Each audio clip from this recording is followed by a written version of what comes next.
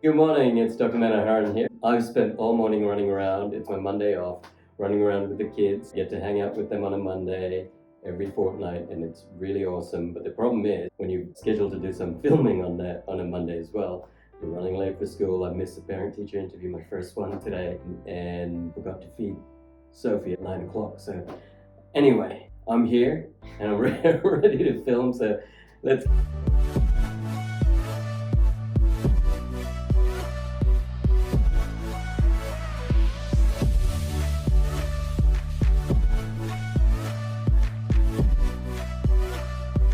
This will be fun. We're talking about one of my favorite topics is laser rejuvenation and the differences between laser rejuvenation and a facelift. This is a very common question that's asked to us. So here we go. Let's get started.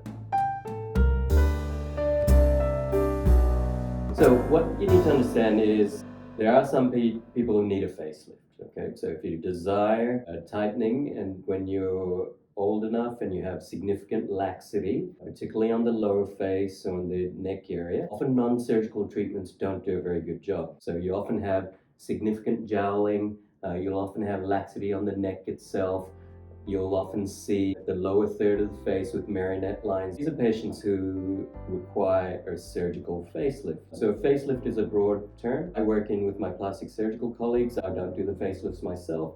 And there are various approaches they can take. They can do combination procedures. They can sometimes, for a neck, for instance, combine it with some liposuction. But the difference between that and what I do with an ablative laser resurfacing, which is the big procedure for rejuvenation, is this. There are some patients who are not old enough or don't have enough laxity for a facelift. There are patients who are not keen on a surgical option like a facelift involves. Or there are certain parts of the face like under eye wrinkles, smoker's lines, and some of the marionette lines, or sun damage on the surface of the face that a facelift won't do anything for, right? So for this, ablative laser resurfacing is considered gold standard. It can provide some amazing results, some outstanding outcomes. We pick and choose our patients and we prep them for this very appropriately.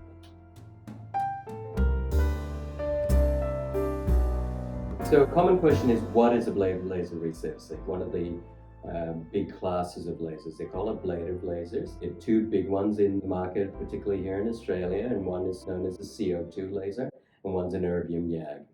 Now these ablative lasers, it sounds very scary. It's ablative. They're very precise tools to cause thermal damage on the skin. So it's burning layers of skin, but doing it in a very precise, controlled way. And we can remove wrinkles and get underneath damaged tissue and sun damage and sunspots. We can chase wrinkles as well. There's certain smoker's lines, for instance, we can chase until we get underneath them. Or if there's a scar, we want to follow it, we can chase it until we get underneath them. And sometimes with ablative lasers, instead of just precisely burning layers of skin, we can tunnel little grids into your skin. And that's like, I describe it to my patients like aerating a lawn, right? So you make these little holes in the lawn, and then you're promoting new collagen, new elastin. You're turning over your old skin, forming beautiful young new skin coming through.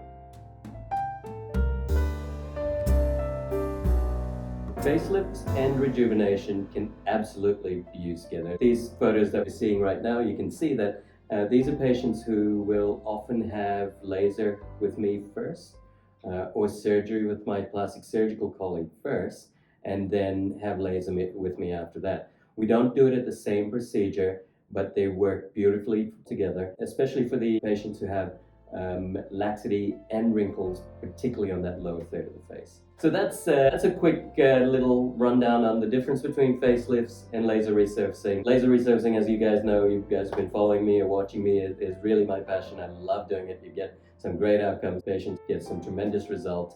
And it's not just for age, it's not for wrinkles, not just for smoker's lines, but it's for scarring and remodeling. And people who are even a little bit younger can use it to shrink pores and rejuvenate at a next level. So great to be able to talk to you about that today. I've got the rest of the day off, so I'm going to go take baby number 2 with me, pop her in the pram, and then go pick Ryan up from school shortly as well. So it's going to be great. So guys, if you have any questions or comments, please put it down there on the descriptor right below.